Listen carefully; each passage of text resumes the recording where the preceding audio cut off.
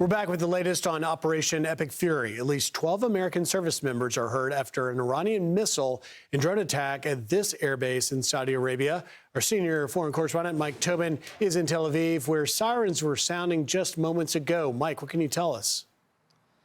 Well, we had the missile alerts coming into this part of the country, but it looks like the impacts or interceptions are all going to happen to the east and south of where we are right now. But I want to update you on a couple things. Marco Rubio has reportedly told other G7 foreign ministers that this war is going to go longer than what the president projected. Axios is reporting through anonymous sources that the U.S. Secretary of State told other foreign ministers, we just heard an impact in the background there, that could have been an interception, but the U.S. Secretary of State told other foreign ministers gathered in France that the war could last another 2 to 4 weeks. He also said there are communications between the U.S. and Iran, but they're happening through a third party. He said the U.S. can handle reopening the Strait of Hormuz alone, but will want allies to help patrol the waterway when the war is over. On Friday, the U.S. Secretary of State said U.S. objectives in Iran are being met. When we are done, Iran was already weak. When we are done with them here in the next couple of weeks, they will be weaker than they've been in recent history, and they will not be able to hide behind those weapons to break out and get a nuclear weapon, which would be crazy. 12 U.S. service members are injured, 2 of them seriously. This after an Iranian attack on the U.S. Prince Sultan Air Base in Saudi Arabia. A KC-135 mid-air refueler was hit and caught on fire. The attack involved drones and missiles from Iran. The Houthis are off the sidelines. For the first time in this stage of the war, the Houthis have fired at Israel. Israel intercepted a missile headed in the direction of their nuclear research facility in southern Israel. That area was struck by 2 Iranian missiles last week. 2 ballistic missiles with 1,000-pound warheads got through the air defenses. They struck residential areas in the towns Arad and Dimona. Almost 200 people were injured. The nuclear research facility was not impacted. We did hear what just sounds like it was another interception in this general area. And we know with this latest missile attack, there were a number of targets all over the nation of Israel in this latest attack. And we know that at least 1 missile was headed in the direction of southern Israel, where the Negev nuclear research facility is located. No word right now on any impact or any injuries. Guys, back to you. All right, Mike Tobin, live for us in Tel Aviv. Mike, thank you very much.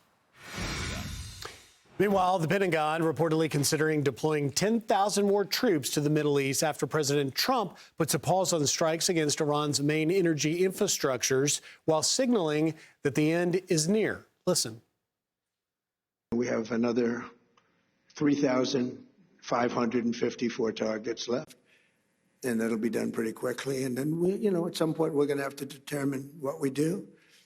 But they've never seen anything like it. So I think we have regime change already. But we're going to be, at some point, we'll be leaving. So let's bring in former Naval Intelligence Officer Captain Todd Sawhill. Captain, thank you for joining us. Help square for us the fact that we just heard Secretary of State Marco Rubio saying that this is about 2 to 4 weeks left, but yet reports of 10,000 more troops being sent to the region after we already know the 82nd Airborne on their way. And then, of course, that Marine 31st MEU is on its way.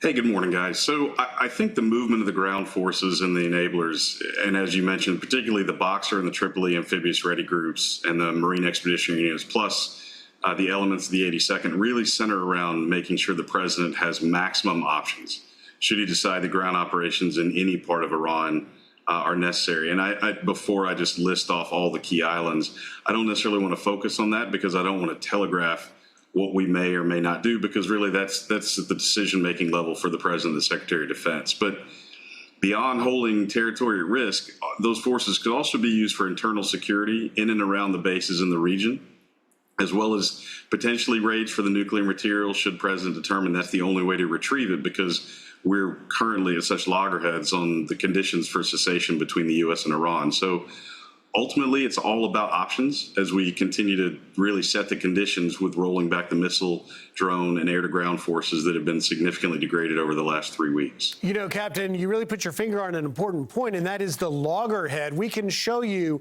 the comparison of what the U.S. is demanding versus what Iran is trying to say. Now, the U.S., of course, wants dismantlement of Iran's entire nuclear program and facilities, zero nuclear enrichment, missile constraints, and, of course, the Strait of Hormuz must have free passage. They want an end to Iran's proxy support. That's like the Houthis, Hezbollah, and Hamas. Now, Iran, on the flip side, wants guarantee no further attacks, full sanctions, relief, war compensation, new payment system for the Strait of Hormuz, which would give them more control, by the way, than they already have as the bully of Hormuz, and removal of regional U.S. bases.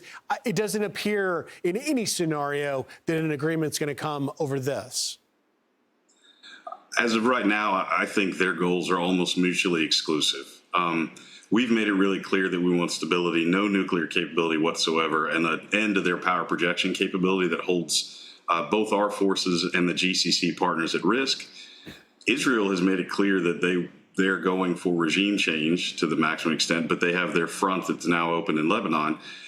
And we're at odds on how to make that end as well. Iran seems to be fighting, like I had mentioned in a previous interview, a total war. They're completely committed to this while we're still in certain cases limited. And if you look at what's happened over the last 48 hours, the death of someone like Admiral Ali Reza Tangsiri, he's no Soleimani. They have got a very next man up attitude about this. So they are going to look at opportunities to exercise asymmetric warfare. We've already seen increase in cyber. Their proxies may get pulled in, as just referenced from Israel. The Houthis appear to have entered the fight over the last 24 hours, and they've been quiet until now. And that adds another dimension with what they could do with Bab el-Mandeb. Yeah, that's right. The Strait of Mandeb is an issue that we may be talking about. We'll see what happens. Captain Todd Sawhill, thank you very much for your insight.